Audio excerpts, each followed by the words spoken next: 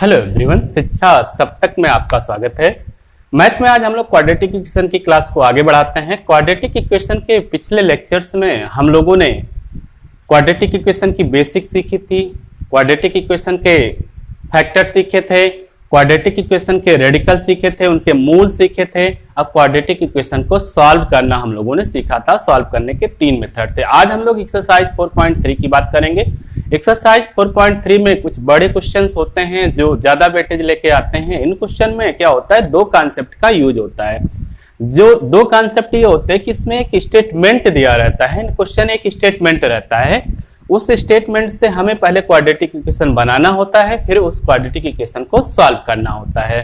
तो किसी स्टेटमेंट से क्वाड्रेटिक इक्वेशन बनाना, ये हम लोगों ने पहले लेक्चर में सीखा था। अब क्वाड्रेटिक इक्वेशन को सॉल्व करने के 3 मेथड भी हम लोगों ने सीखे थे। तो चीजें हम लोग पहले से सीख के आए हैं। आज दोनों कॉन्सेप्ट को एक साथ हमें अप्लाई करना है किसी भी क्वेश्चन में। अब क्वेश्चन हम लोग देखना चालू करते हैं। एक्सरसाइज 4.3 के क्वेश्चन, पहला क्वेश्चन जो हम लोग लेते हैं वो क्वेश्चन जो है एज से है। उस क्वेश्चन में कहा जाता है कि 3 वर्ष पूर्व, 3 वर्ष पहले रहमान की आयु का व्युत्क्रम और 5 वर्ष बाद रहमान की आयु के व्युत्क्रम का योग 1/3 है। रहमान की वर्तमान आयु ज्ञात कीजिए। एज से संबंधित क्वेश्चन है। रहमान की बात की गई है। कहा गया है कि 3 वर्ष पूर्व, 3 वर्ष पहले रहमान की आयु का व्युत्क्रम लीजिए और 5 वर्ष बाद रहमान की आयु का व्युत्क्रम लीजिए और दोनों को जोड़ दीजिए तो उसका सम जो आएगा वो 1/3 आएगा। रहमान की करंट एज बता दीजिए आप। तो जो एज से संबंधित क्वेश्चन होते हैं, उस एज से संबंधित क्वेश्चन में आप हमेशा वर्तमान आयु लेते हैं, करंट एज लेते हैं। और बिफोर के लिए, पहले के लिए करंट एज में से आप उतने वर्ष को घटा देंगे जितने वर्ष पहले की बात करेगा, तो बिफोर एज आपको निकल जाएगी। आफ्टर एज की बात जो करोगे, बाद की आयु की बात करोगे, तो करंट एज में जोड़ दोगे आप, उतने वर्ष जोड़ दोगे जितने वर्ष बाद की बात करेगा, तो उतने वर्ष बाद आपकी एज निकल जाएगी। ठीक है, तो क्वेश्चन को हम लोग देखते हैं। क्वेश्चन में, एज के क्वेश्चन में 2 बातें ध्यान में हमेशा रखते हैं अपने दिमाग में। पहली बात तो हमेशा हमें करंट एज लेना है, करंट एज मानना है। जब भी मानना है करंट एज मानना है, वर्तमान आयु माननी है। और पहले के लिए हम जितने पहले की बात करेगा वर्तमान आयु में से उतना घटा देंगे और जितने बाद की बात करेगा वर्तमान आयु में उतना जोड़ देंगे। ठीक है, तो एक बार क्वेश्चन और देखते हैं, फिर इसको सॉल्व करना चालू करते हैं। क्वेश्चन में यह कह रहा है कि 3 वर्ष पूर्व रहमान की आयु का व्युत्क्रम और 5 वर्ष बाद रहमान की आयु के व्युत्क्रम का योग 1/3 है। रहमान की वर्तमान आयु ज्ञात कीजिए। तो एज से जो क्वेश्चन होते हैं उसमें हम करंट एज लेते हैं। तो हम लोग देखते हैं इनका स्टेटमेंट क्या है, हमें क्वेश्चन सॉल्व क्या करना है। ठीक है, तो क्वेश्चन जो है, क्वेश्चन में जो स्टेटमेंट इनका है वो स्टेटमेंट है 3 वर्ष पूर्व, 3 वर्ष पूर्व रहमान की आयु का व्युत्क्रम, रहमान की आयु का व्युत्क्रम, आयु का व्युत्क्रम और 5 वर्ष बाद रहमान की आयु का व्युत्क्रम, 5 वर्ष बाद रहमान की आयु का व्युत्क्रम, आयु का व्युत्क्रम अगर जोड़ा जाए, अगर इनको ऐड किया जाए तो 1/3 होता है। जोड़ा जाए तो 1/3 होता है। अब कह रहे हैं कि रहमान की करंट एज बताइए, रहमान की वर्तमान आयु बताइए। तो रहमान की वर्तमान आयु आपसे पूछी जा रही है। रहमान की वर्तमान आयु, करंट एज आपसे पूछी जा रही है। वर्तमान आयु आप बता दीजिए। ये आपसे पूछा जा रहा है कि रहमान की करंट एज क्या होगी, रहमान की वर्तमान आयु क्या होगी, ये आप बता दीजिए। तो हम लोगों ने कहा कि एज से संबंधित जो भी क्वेश्चन होते हैं उसमें हम हमेशा करंट एज की बात करते हैं। तो हम लोग मान लेंगे कि यदि जो रहमान है इसकी वर्तमान आयु रहमान की वर्तमान आयु x वर्ष है। ये हम लोगों ने माना कि रहमान जो है इसकी वर्तमान आयु है x वर्ष। तो 3 वर्ष पूर्व इसकी आयु निकाल लेते हैं। तो 3 वर्ष पूर्व रहमान की आयु आपकी हो जाएगी, रहमान की आयु पूर्व के लिए क्या करते हो, पहले के लिए घटाते हो, वर्तमान आयु में से उतना घटा दोगे जितने वर्ष पूर्व है। तो वर्तमान आयु है x वर्ष और 3 वर्ष पूर्व की बात कर रहा है, तो ये हो जाएगा x माइनस 3 वर्ष। इसी तरह से आप 5 वर्ष बाद की बात कर लोगे। 5 वर्ष बाद रहमान की आयु, 5 वर्ष बाद की जब बात करोगे तो करंट एज में उतना जोड़ दोगे आप। तो करंट एज है इसकी x वर्ष, 5 वर्ष बाद की बात कर रहे हैं तो 5 इसमें आप ऐड कर दोगे, तो x प्लस 5 वर्ष। ठीक है, अब हम लोग स्टेटमेंट में इन वेरिएबल्स को रख देंगे। अब देखें स्टेटमेंट में ये कहा है कि 3 वर्ष पूर्व रहमान की आयु का व्युत्क्रम, ध्यान से पढ़िएगा, व्युत्क्रम का मतलब है कि 3 वर्ष पूर्व जो रहमान की आयु है उसे 1/, में लिख दें, तब व्युत्क्रम होता है, तब रेसिप्रोकल होता है। जैसे 3 वर्ष पूर्व रहमान की आयु है x माइनस 3 वर्ष, इसके व्युत्क्रम की बात करेंगे तो 1/x माइनस 3। अब 5 वर्ष बाद रहमान की आयु है x प्लस 5 वर्ष, इसके व्युत्क्रम की बात करेंगे तो ये हो जाएगा 1/x प्लस 5। ये बात है। तो इसे हम लोग यहां पर अगर पुट करेंगे स्टेटमेंट के हिसाब से तो ये हो जाएगा 1/x minus 3 plus 1/x plus 5 equal to 1/3। अब इसको हम लोग सरल कर लें। अब जो ये इक्वेशन है, इस इक्वेशन को अगर हम लोग सरल करेंगे तो हमारा क्वाड्रेटिक इक्वेशन बनेगा। तो ये हो जाएगा x माइनस 3 x प्लस 5। अब यहां हमको मिलेगा x plus 5 plus x minus 3 equal to 1/3। ये मिला आपको। अब यहां आपको ये मिल गया 2x प्लस 2 अपान, अगर इसको हम लोग सरल करेंगे तो ये हो जाएगा x square plus 2x minus 15। ये मिलेगा आपको। सरल करके देखिएगा, x square plus 2x minus 15 equal to 1/3। और सरल करें इसको और सरल जब करेंगे तो ये हो जाएगा 3 से इधर गुणा करेंगे तो 3 2x plus 2 equal to x square plus 2x minus 15। ये आपका इक्वेशन बन गया। अब इस इक्वेशन को और सरल करेंगे तो ये हो जाएगा 6x plus 6 equal to x square plus 2x minus 15। सबको उधर कर देते हैं, दोनों को दूसरी तरफ ट्रांसफर कर देते हैं। तो ये आपका क्वाड्रेटिक इक्वेशन बनेगा x स्क्वायर माइनस 4x और माइनस 21 इक्वल टू 0। ये क्वाड्रेटिक इक्वेशन आपका बना। तो स्टेटमेंट से आपने क्वाड्रेटिक इक्वेशन बना लिया।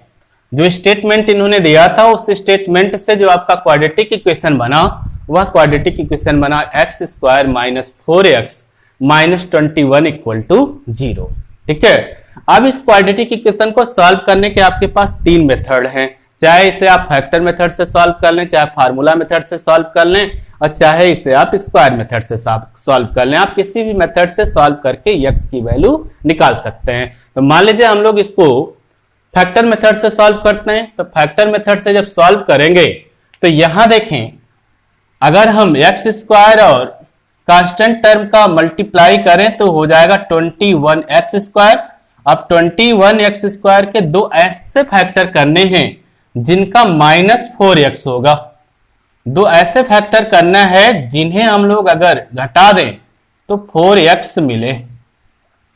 अब देखें, इसके दो फैक्टर ऐसे हो जाएंगे तो सीधा सीधा है, एक तो 7x हो जाएगा और एक हो जाएगा 3x। 7x और 3x को अगर हम घटाएंगे तो 4x आपको मिलने वाला है। ठीक है, तो यहां आपका हो जाएगा x स्क्वायर माइनस 4x की जगह पे ये पूरा हम टर्म रख देंगे। ये हो जाएगा आपका 7x minus 3x minus 21 equal to 0। ये हो गया आपका x square minus 7x plus 3x minus 21 equal to 0।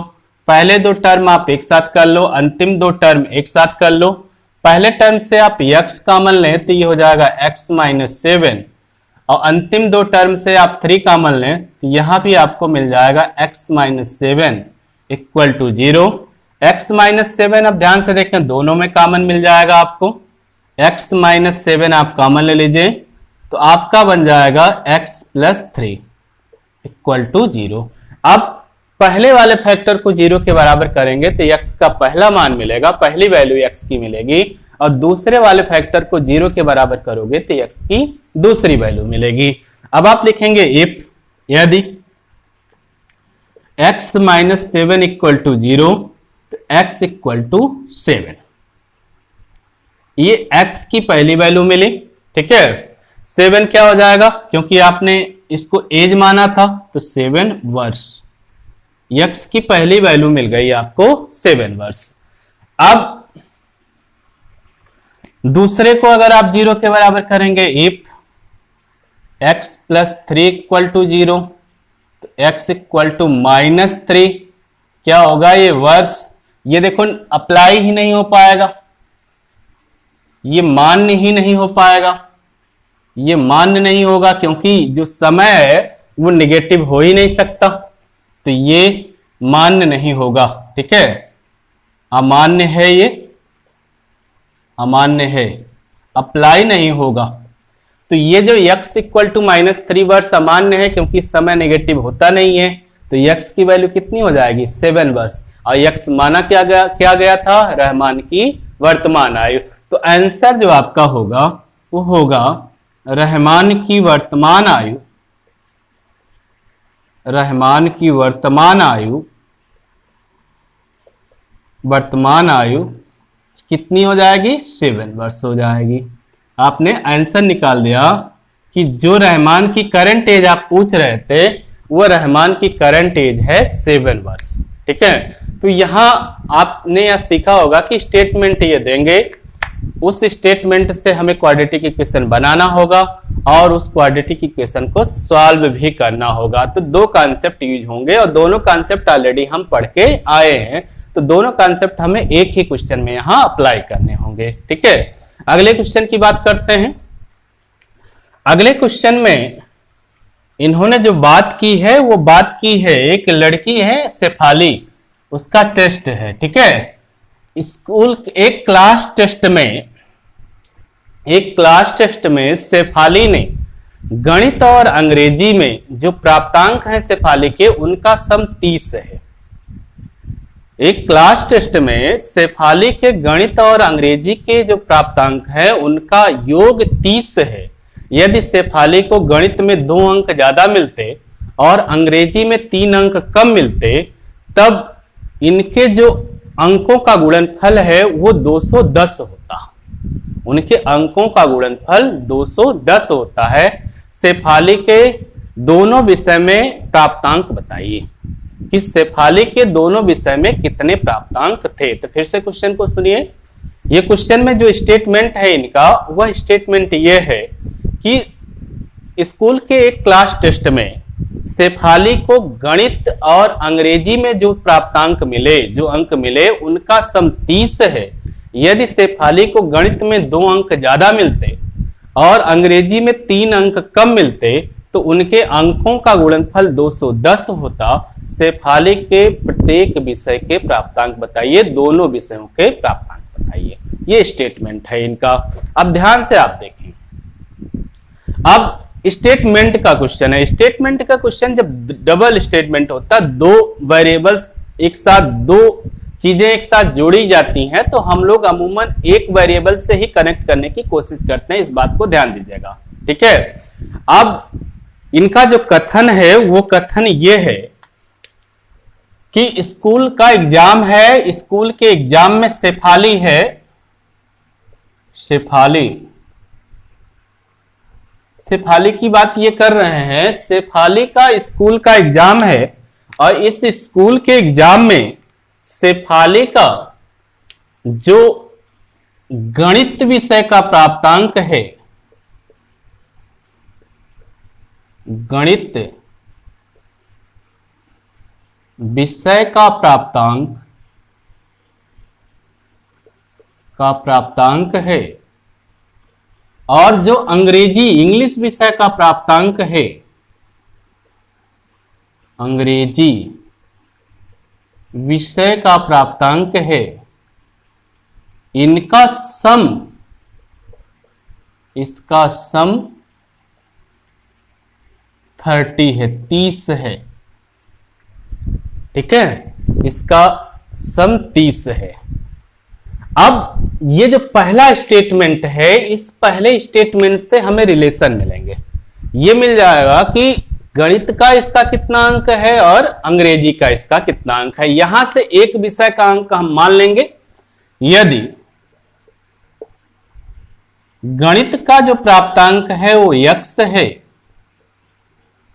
गणित का प्राप्तांक इसका x है, तो अंग्रेजी का प्राप्तांक, अंग्रेजी का प्राप्तांक इसका 30 माइनस x हो जाएगा। हो जाएगा कि नहीं भाई? यहां गणित की जगह पे आप x रख देंगे तो अंग्रेजी का प्राप्तांक आपको मिल जाएगा 30 माइनस x। ये स्टेटमेंट फर्स्ट था, पहला स्टेटमेंट था, स्टेटमेंट फर्स्ट था, पहला स्टेटमेंट। पहले स्टेटमेंट से हमें दोनों प्राप्तांक मिल गए, रिलेशन मिल गए ना, एक ही वेरिएबल से। हम लोगों ने किसी एक सब्जेक्ट का इसका प्राप्तांक मान लिया, गणित का प्राप्तांक मान लिया x, तो अंग्रेजी का प्राप्तांक इसका हो गया 30 माइनस x। अब दूसरा स्टेटमेंट जो इसका था, दूसरा स्टेटमेंट था, वो दूसरे स्टेटमेंट की बात हम लोग करते हैं। इन्होंने कहा कि अगर इससे गणित विषय में 2 अंक ज्यादा मिलता, गणित विषय में 2 अंक ज्यादा मिलता और अंग्रेजी विषय में 3 अंक कम मिलता, तब जो प्राप्तांक है इनका अगर हम गुणा करते तो 210 होता। तो गणित का अंक इसका है x और गणित में इसको अगर 2 अंक ज्यादा मिलता तो ये हो जाता x प्लस 2, यही ना होता। अब अंग्रेजी में 3 अंक कम मिलता और दोनों के गुणा के लिए इंटू लगा दीजिए आप। इंग्लिश में जो इसके प्राप्तांक हैं वो है 30 माइनस x और इसमें अगर 3 अंक कम मिलता तो -3 हम इसमें से कर दे रहे हैं, तो 3 अंक इसको कम मिल गया। अब इन दोनों का जो गुणा है वो होगा 210। ये जो दूसरा स्टेटमेंट है, इस दूसरे स्टेटमेंट से आपको क्वाड्रेटिक इक्वेशन मिल जाएगा। अब क्वाड्रेटिक इक्वेशन को हमको सॉल्व करना होगा। यहां 2 स्टेटमेंट थे इस क्वेश्चन में। पहले स्टेटमेंट से आपको वेरिएबल में रिलेशन मिल गया और दूसरे स्टेटमेंट से आपको क्वाड्रेटिक इक्वेशन मिल जाएगा। अब इसको हम लोग सॉल्व करें, तो इसको सॉल्व करने के लिए पहले सरल करें, तो ये हो गया x प्लस 2 और 27 माइनस x इक्वल टू 210। अब सॉल्व करना तो जानते ही होंगे ना, अगर सॉल्व करना नहीं जानते तो सीख लीजिए। तो ये हो जाएगा x 27 minus x plus 2 27 minus x अलग अलग कर दिया गया, इक्वल टू हो गया 210। अब ये हो जाएगा आपका 27x minus x square plus 54 minus 2x equal to 210 और 2n0 को इधर ले जाते हैं। तो ये जो क्वाड्रेटिक इक्वेशन आपका बनेगा वो बनेगा minus x square minus 2x और प्लस 27x हो जाएगा प्लस 25x और इसको इधर ले आइए तो प्लस 54 माइनस 210 इक्वल टू 0। तो क्वाड्रेटिक इक्वेशन जो आपका बना वो बना minus x square plus 25x minus आपका ये हो जाएगा 156 इक्वल टू 0। यहां देखें एक्स स्क्वायर को क्वाड्रेटिक इक्वेशन में कभी निगेटिव नहीं रखते हैं, तो माइनस आप यहां कॉमन लीजिए, माइनस कॉमन लेंगे तो ये हो जाएगा x square minus 25x plus 156 equal to 0। अब माइनस को 0 की तरफ कर देंगे तो ये आपका क्वाड्रेटिक इक्वेशन बनेगा x square minus 25x plus 156 equal to 0। ये क्वाड्रेटिक इक्वेशन बन गया।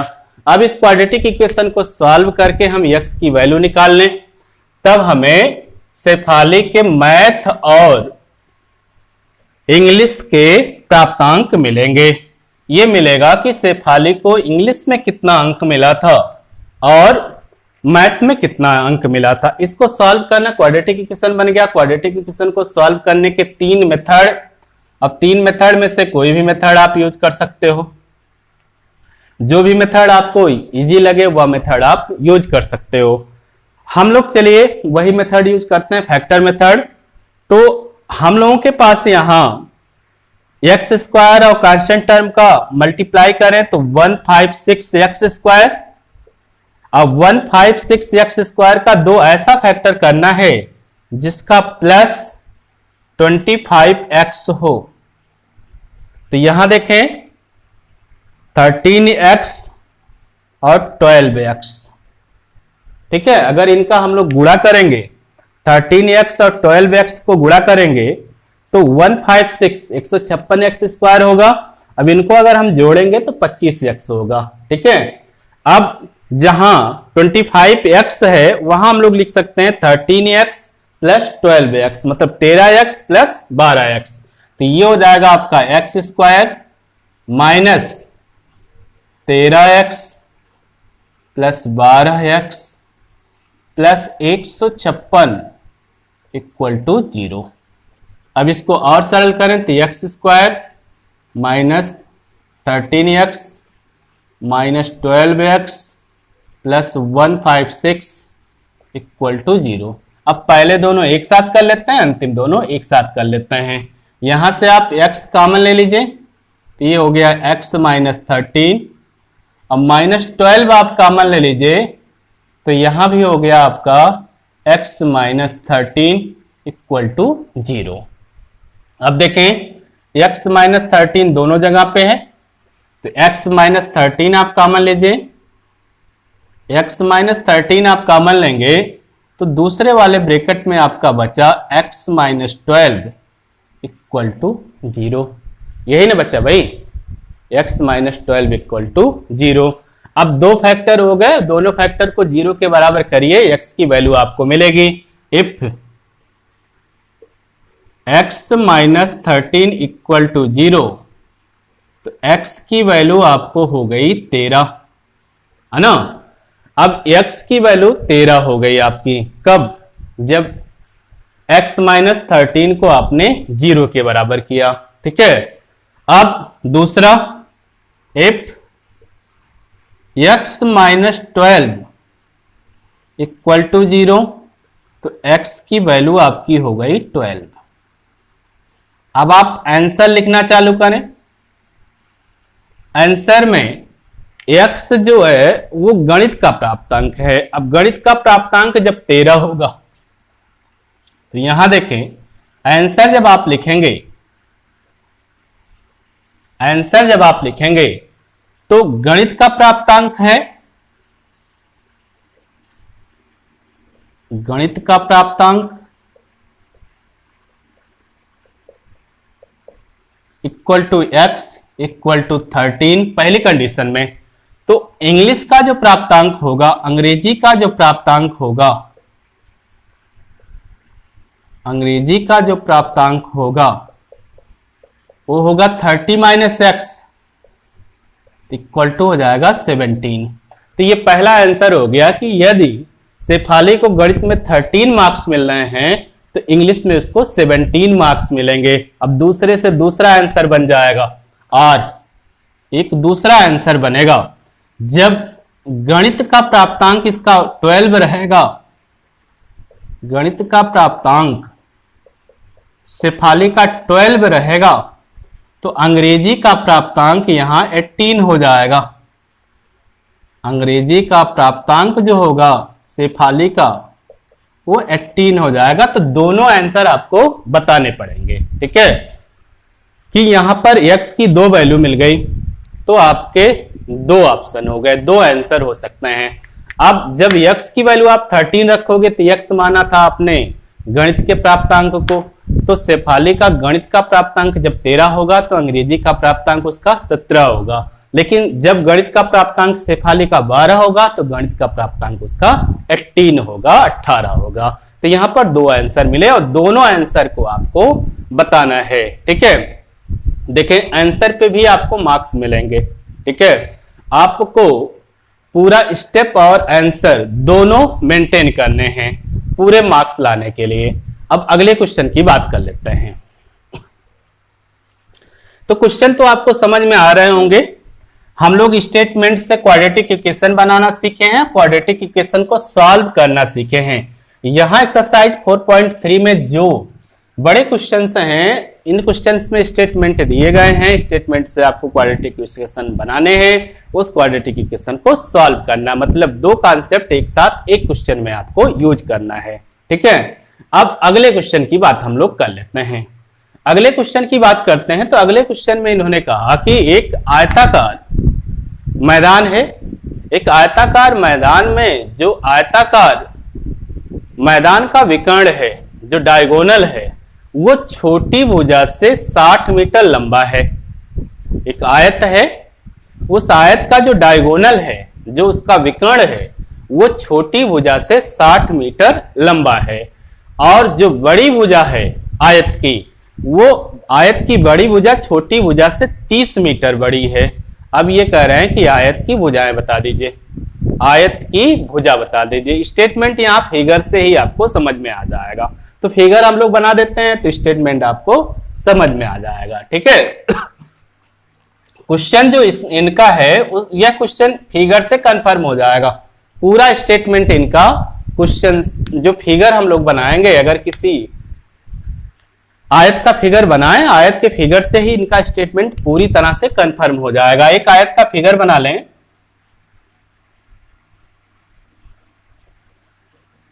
ये इनका आयत है, रेक्टेंगल है, ये इनकी छोटी भुजा है और ये इनकी बड़ी भुजा है। ये बड़ी भुजा हो गई, ये छोटी भुजा हो गई, ये इसका डायगोनल हो गया, डायगोनल हो गया, है ना।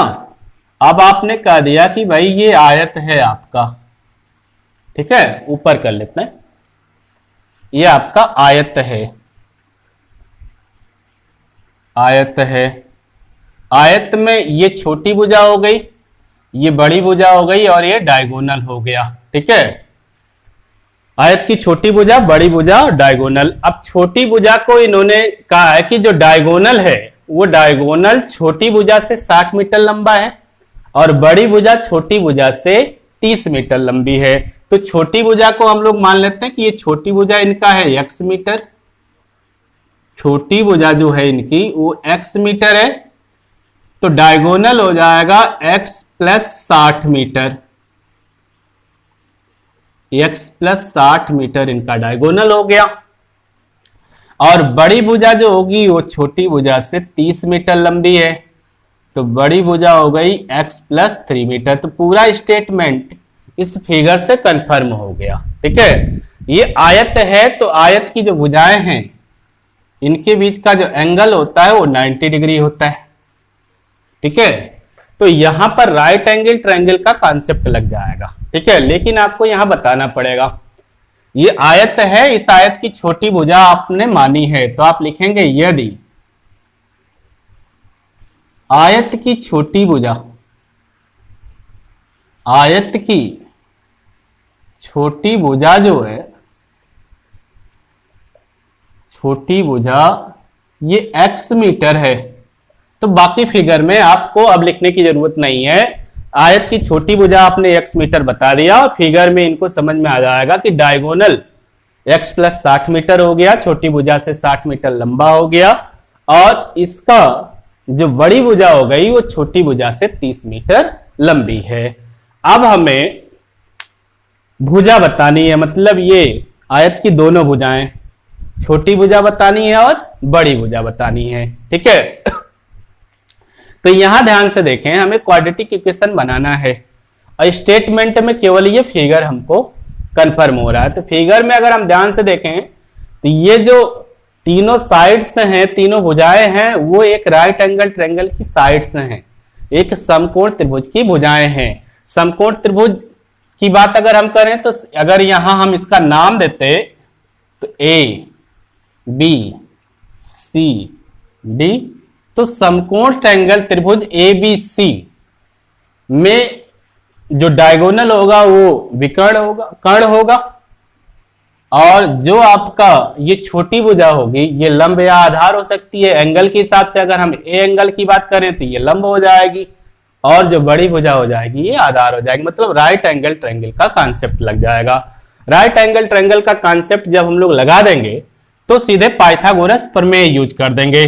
तो ट्रायंगल ए बी सी से,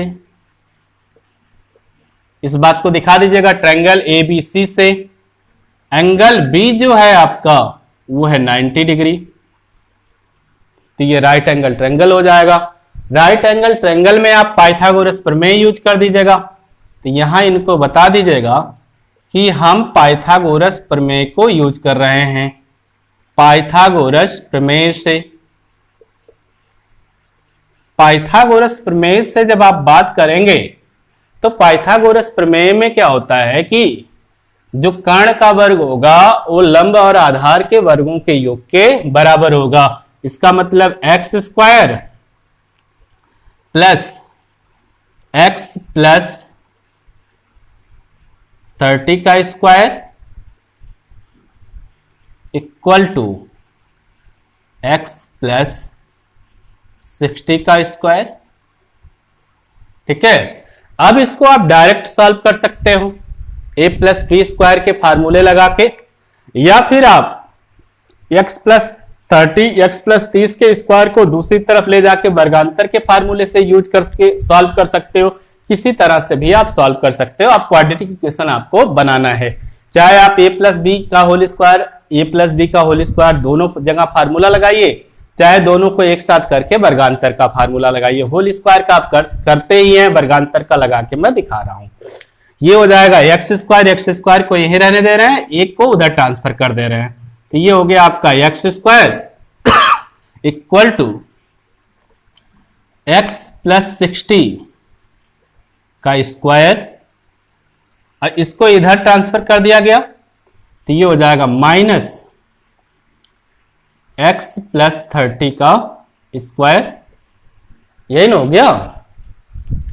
अब क्या हो गया कि यहां आप वर्गांतर लगा दीजिए। वर्गांतर मतलब एक ब्रैकेट में इन दोनों को जोड़ देंगे और दूसरे ब्रैकेट में घटा देंगे, तो ये हो गया आपका एक्स स्क्वायर इक्वल टू, पहले ब्रैकेट में जब घटाएंगे तो एक्स प्लस 60, जब घटाएंगे तो ये साइन इसके चेंज हो जाएंगे, माइनस एक्स माइनस 30, और दूसरे ब्रैकेट में जोड़ेंगे तब तो कोई चेंज ही नहीं होगा, x plus 60 plus x plus 30, ये हो गया। अब आपका हो गया एक्स स्क्वायर इक्वल टू ये x माइनस एक्स खत्म हो गए भाई, सीधा सीधा आपका 30 हो गया ये, है ना। और ये हो गया आपका 2x प्लस 90। अब यहां इसको सरल कर लीजिए। अब इसको सरल करके इधर ले आते हैं भाई, इधर। तो ये हो गया आपका x square equal to 60x plus 2700, ये हो जाएगा ना। और सबको एक साथ कर लीजिए तो ये क्वाड्रेटिक इक्वेशन हो गया, x square minus 60x minus 2700 equal to 0। ये क्वाड्रेटिक इक्वेशन आपका बन गया। अब इस क्वाड्रेटिक इक्वेशन को सॉल्व करना, तो सॉल्व करना आप जानते ही हैं। अब बार बार वही चीजें, ठीक है। तो आप इसको सॉल्व कीजिएगा, मैं डायरेक्ट इसका फैक्टर लिखता हूं, ठीक है। आप सॉल्व कीजिएगा जैसा आपको बताया गया है। इसका फैक्टर जो हो जाएगा वो फैक्टर हो जाएगा x माइनस 90 और x प्लस 30 इक्वल टू 0। दो फैक्टर मिल जाएंगे। अब हम लोग पहले फैक्टर को यह 0 के बराबर करेंगे, x माइनस 90 इक्वल टू 0। तो x की वैल्यू हो जाएगी 90 मीटर, ठीक है। अब दूसरे को अगर करेंगे if x plus 30 equal to 0, तो x की वैल्यू हो जाएगी माइनस 30 मीटर। फिर वही समस्या, लेंथ भी निगेटिव में नहीं होती, है ना। तो ये आपका अमान्य हो जाएगा, मान्य नहीं रहेगा। तो यहां पर आप लिखिएगा कि ये अमान्य है, इसकी बात अब नहीं कर सकते, ठीक है। अब जब ये अमान्य हो गया तो ये हमारा आंसर होगा नहीं, आंसर केवल x इक्वल टू 90 होगा। तो छोटी भुजा हमारी 90 मीटर आ जाएगी और बड़ी भुजा इसमें 30 जोड़ के आ जाएगी। तो आंसर जब हम लोग लिखेंगे, आंसर लिखेंगे तो हम लोग लिखेंगे छोटी भुजा आयत की, छोटी भुजा जो होगी, छोटी भुजा जो होगी वो x मीटर है ना, x की वैल्यू आपने निकाली है 90 मीटर। और जो बड़ी भुजा है, बड़ी भुजा है ये है x plus 30, x plus 30 meter. तो x की वैल्यू 90 रखोगे तो ये हो जाएगा 120 मीटर। तो बड़ी भुजा आपकी हो गई 120 मीटर, ठीक है। आप इसको नोट डाउन कर लीजिए, ठीक है। तो ये आपका तीसरा क्वेश्चन रहा। यहां पर भी आपको स्टेटमेंट दिया था, तो ये स्टेटमेंट आपका फिगर से ही समझ में आ गया।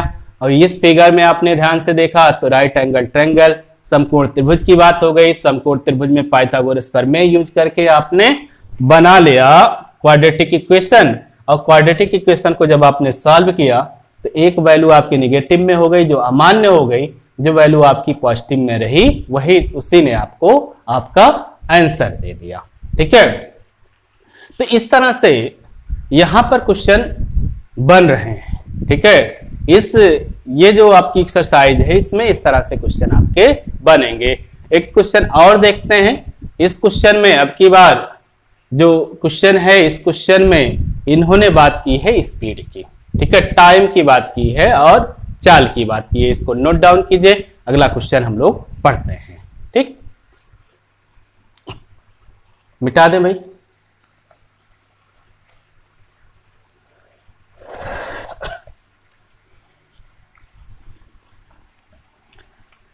अब अगले क्वेश्चन में जो इन्होंने बात की, उस क्वेश्चन में इन्होंने बात की है चाल की, स्पीड की। अब ये क्वेश्चन जो है वो क्वेश्चन है कि एक रेलगाड़ी एक समान चाल से 360 किलोमीटर की दूरी तय करती है। उन्होंने कहा कि एक रेलगाड़ी है, एक समान चाल से 360 किलोमीटर की दूरी तय करती है।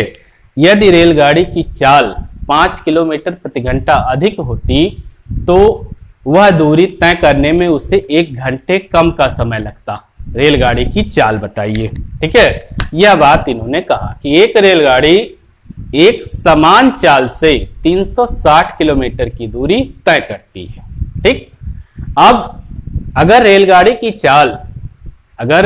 की चाल 5 किलोमीटर प्रति घंटा ज्यादा होती तो उस दूरी को तय करने में उसे 1 घंटे कम समय लगते। अब रेलगाड़ी की चाल बताइए। यहां भी हम लोग फिगर बना देंगे कॉन्सेप्ट, और जो आपका कथन है, जो स्टेटमेंट है, वो स्टेटमेंट आपका कंफर्म हो जाएगा। क्वेश्चन को देखते हैं। क्वेश्चन में मान लीजिए कि ये पॉइंट है जहां से रेलगाड़ी चल रही है और ये पॉइंट है जहां तक रेलगाड़ी को जाना है। मान लीजिए ए बी तक रेलगाड़ी को जाना है, ए से बी तक, और ये जो पूरी डिस्टेंस है ए से बी तक की, ये है 360 किलोमीटर। 360 किलोमीटर की डिस्टेंस रेलगाड़ी को तय करनी है। 2 कंडीशन है, 2 स्टेटमेंट है। ठीक है, पहले स्टेटमेंट की बात हम करें, स्टेटमेंट फर्स्ट। पहले स्टेटमेंट की बात कर रहे हैं। ठीक है, अब पहले स्टेटमेंट में हम लोग मान लेते हैं कि रेलगाड़ी की चाल जो होगी, रेलगाड़ी की चाल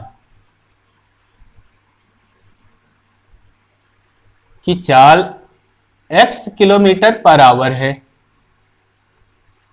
ठीक है, x किलोमीटर पर आवर है।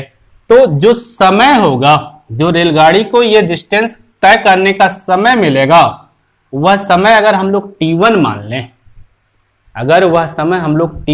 लें, तो t1 जो समय t1 होगा, ये समय हम लोग मान लिया कि ये समय हमारा है t1, जो समय लिया गया वो समय लिया गया t1। तो t1 अगर हम लोग यहां से निकाल लें तो t1 हो जाएगा समय बराबर दूरी बटे चाल, तो 360 बटे x समय है तो आवर में होगा। ठीक, ये पहले स्टेटमेंट की बात हो गई। अब स्टेटमेंट सेकंड स्टेटमेंट की बात कर लेते हैं। सेकंड स्टेटमेंट में इन्होंने कहा कि रेलगाड़ी की चाल 5 किलोमीटर पर आवर बढ़ गई। रेलगाड़ी की चाल अब की बार जो है वो है x + 5 किलोमीटर पर आवर। तो अब की जो समय लिया गया, ये समय मान लीजिए t2 लिया गया, तो ये t2 जब आप निकालेंगे फिर तो वही दूरी बटे चाल, 360 बटे चाल है x + 5, क्योंकि समय है तो आवर में रहेगा। ठीक है, ये कहानी तो आपको समझ में आ गई। अब देखें, ये चाल बढ़ गई तो समय आपका कम हो जाएगा। इन दोनों समय का अंतर कितना हो गया? 1 घंटे, यही ना। ये जो समय लेगी, यह समय क्या होगा? पहले वाले समय से 1 घंटे कम होगा। तो क्वेश्चन के अनुसार जो होगा वो होगा t1 - t2 = 1। यही ना होगा, यही ना कह रहे हैं। जब 5 किलोमीटर पर आवर बढ़ा दिया जा रहा है तो जो समय लग रहा है वो समय पहले वाले समय से 1 घंटे कम है। पहले का समय t1 है, बाद का समय t2 है, तो t1 t2 से 1 घंटे ज्यादा होगा, यही ना होगा। तो t1 - t2 = 1 वैल्यू रख देते हैं, तो ये हो जाएगा 360/x - 360/x + 5 = 1। ये आपका स्टेटमेंट कंप्लीट हो गया वेरिएबल के टर्म में। अब इससे बनाना क्या है? Quadratic equation. फिर उस क्वाड्रेटिक इक्वेशन को आपको सॉल्व करना। फिगर मिटा दे रहे भाई, ठीक है, नोट डाउन तो कर लेंगे ना। ठीक, अब इस फिगर को हम लोग मिटा दे रहे हैं। अब हमारा स्टेटमेंट जो है वो वेरिएबल के फॉर्म में आ गया। इससे हम क्वाड्रेटिक इक्वेशन बनाएं और इसको सॉल्व करें। 360 आप कॉमन ले लीजिए। अब ये हो गया 1/x - 1/x + 5 = 1। ये हो गया 360 एक्स प्लस 5, ये हुआ आपका x plus 5 minus x equal to 1, तो ये हो गया 365 अपान, इसको खोल दीजिए भाई, x square plus 5x equal to 1। अब यहां आप गुणा कर दीजिए तो ये हो जाएगा 1800 upon x square plus 5x equal to 1, ये हो जाएगा आपका 1800 equal to x square plus 5x, सबको एक साथ कर लीजिए, इसको इधर भेज दीजिए, तो आपका क्वाड्रेटिक इक्वेशन बन गया x square plus 5x minus 1800 equal to 0। अब इस क्वाड्रेटिक इक्वेशन को सॉल्व करने के 3 मेथड, कोई भी मेथड आप यूज कर सकते हैं, मैं डायरेक्ट फैक्टर लिख दे रहा हूं, आप किसी भी मेथड से आप इसको सॉल्व कर सकते हैं। अब इसको जब हम लोग सॉल्व करेंगे तो इसका फैक्टर हमको मिल जाएगा x प्लस 45 और x माइनस 40 इक्वल टू 0। आप करके देखिएगा, आपको यही मिल जाएगा। ठीक है, बार बार एक ही कॉन्सेप्ट हमने आपको अलग अलग भी बताया है, फैक्टर मेथड, फार्मूला मेथड और स्क्वायर मेथड, तीनों में से कोई भी मेथड आप यूज कर सकते हैं। हम यहाँ फैक्टर डायरेक्ट लिख दे रहे हैं। अब 2 फैक्टर हो गए, x प्लस 45 और x माइनस 40 इक्वल टू 0। अब if x plus 45 equal to 0 तो x इक्वल टू माइनस 45, ठीक, और ये स्पीड होगी तो किलोमीटर पर आवर, यहां देखें स्पीड भी निगेटिव में नहीं होती है, तो ये आपका अमान्य हो जाएगा भाई, इससे आपको लेना नहीं है, यह स्वीकार्य नहीं है, स्पीड निगेटिव में नहीं होती। तो दूसरे को आप 0 के बराबर करें, if x minus 40 equal to 0 तो x equal to 40 kilometer per hour, यही आपका आंसर हो गया। तो जो आपकी रेलगाड़ी है उसकी चाल कितनी है, 40 किलोमीटर प्रति घंटा। तो आप आंसर जो लिखेंगे, आंसर में आप लिखेंगे रेलगाड़ी की चाल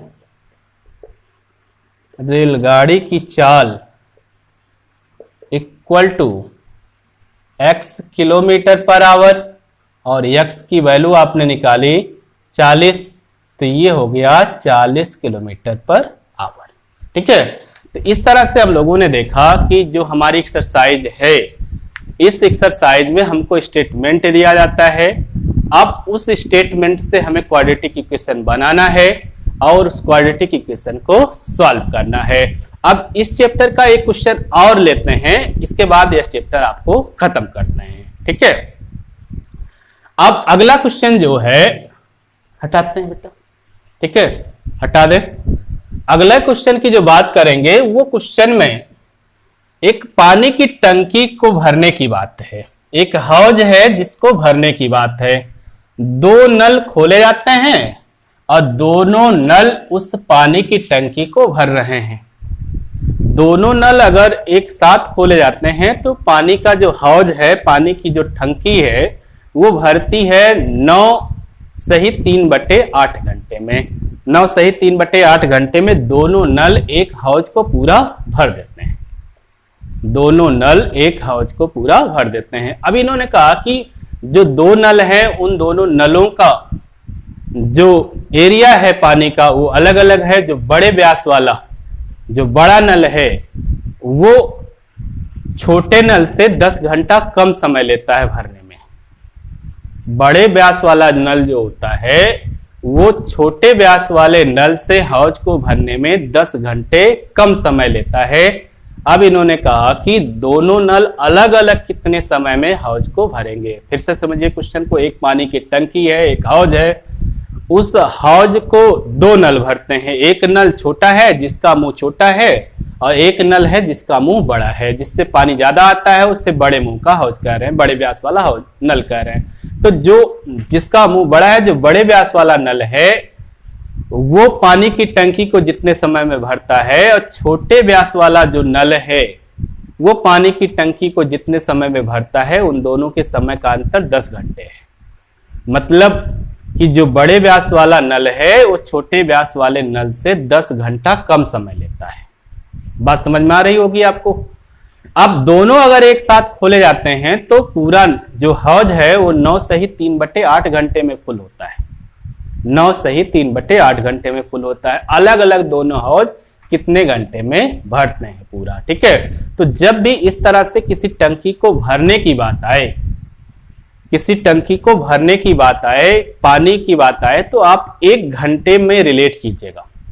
जितना भी होगा उसको 1 घंटे में रिलेट कीजिएगा, ठीक है। 1 घंटे में छोटा नल, जो छोटे व्यास का नल है वो जितना पानी भरा उसको निकालिएगा। 1 घंटे में जो बड़े व्यास वाला नल है उसका निकालिएगा, और 1 घंटे में दोनों का निकालिएगा, ठीक है। तो स्टेटमेंट की बात हम लोग देखते हैं, फिर आगे करते हैं, ठीक है। स्टेटमेंट में हम लोग देखते हैं कि अगर छोटे व्यास वाला जो नल है, छोटे व्यास वाला जो नल है, स्टेटमेंट इनका ये है कि 2 नल है, एक छोटे व्यास वाला नल है, छोटे व्यास वाला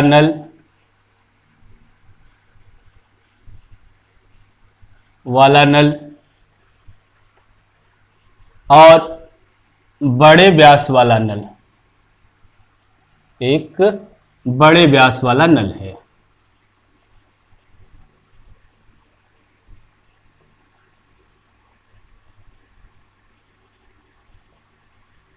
वाला नल, ठीक है। ये दोनों अगर एक साथ खोल दिए जाए, दोनों एक साथ अगर खोल दिए जाते हैं तो पूरा हौज जो है वो 9 सही 3/8 घंटे में भर जाता है। तो छोटे व्यास वाला नल और बड़े व्यास वाला नल दोनों एक साथ हौज को भरते हैं 9 सही 3/8 घंटे में। दोनों एक साथ अगर खोले जाते हैं तो जो हौज भरता है वो हौज को 9 सही 3/8 घंटे में भर देते हैं।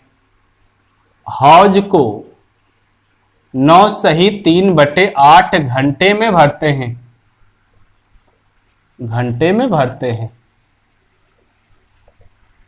हैं, ठीक है।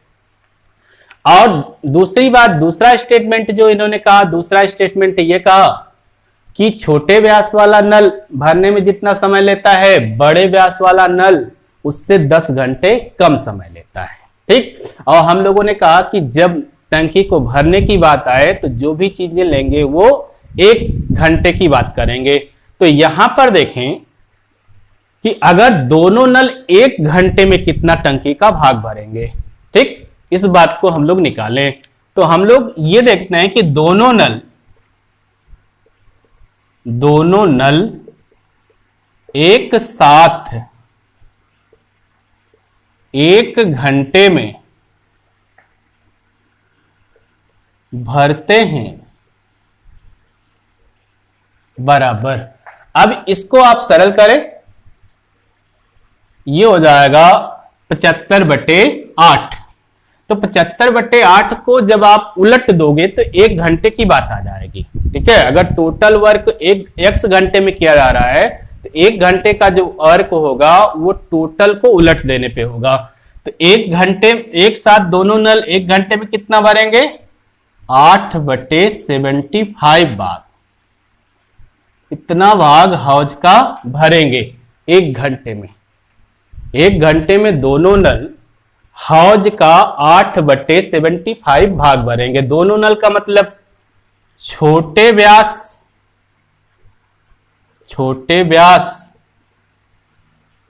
वाले नल द्वारा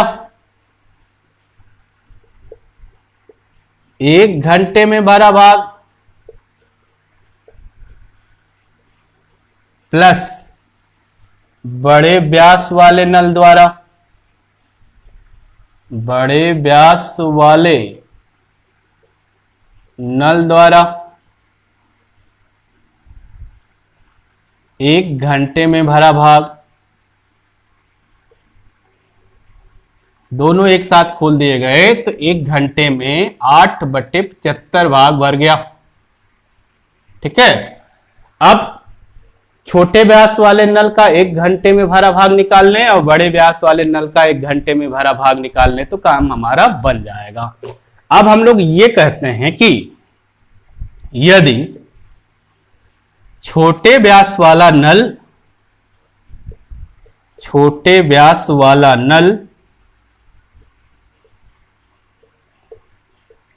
हौज को x घंटे में भरता है, x घंटे में भरता है, ये हम लोगों ने मान लिया कि छोटे व्यास वाला जो नल है वो हौज को x घंटे में भरता है। तो 1 घंटे में कितना भाग भरेगा? तो 1 घंटे में भरा भाग, घंटे में भरा भाग हो जाएगा इसका, समय को 1 के बटे में कर देंगे 1/x भाग। ठीक है। अब छोटे व्यास वाला नल अगर x घंटे में भरता है तो बड़े का रिलेशन मिल गया, बड़ा इससे 10 घंटा कम समय लेगा, तो बड़े व्यास वाला नल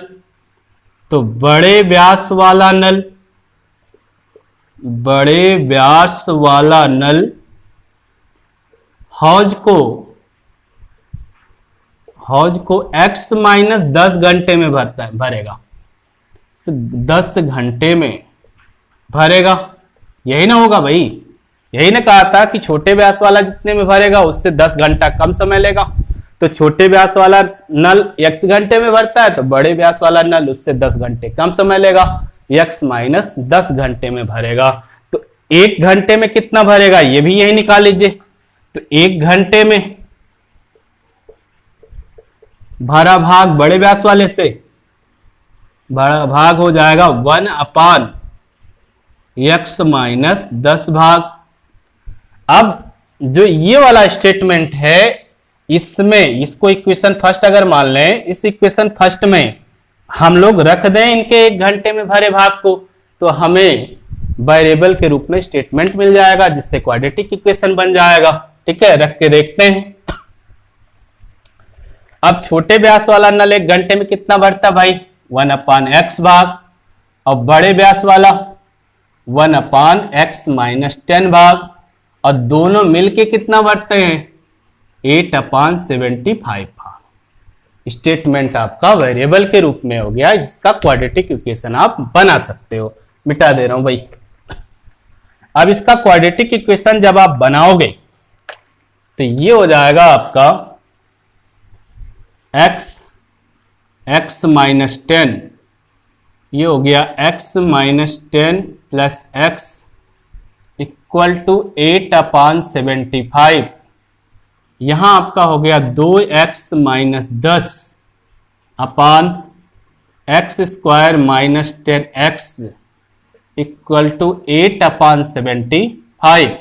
यहां 2 आप कॉमन ले लीजिए, तो x minus 5 upon x square minus 10x equal to 8/75।